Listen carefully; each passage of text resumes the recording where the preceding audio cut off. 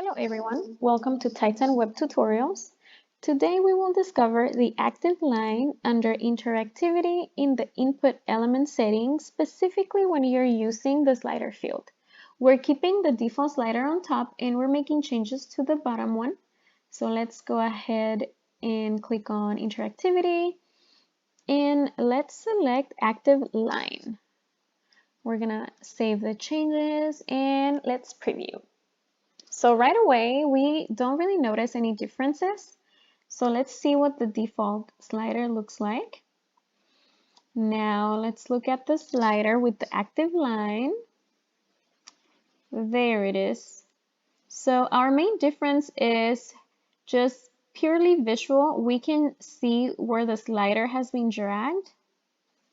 And that's a nice feature to add to any of your sliders.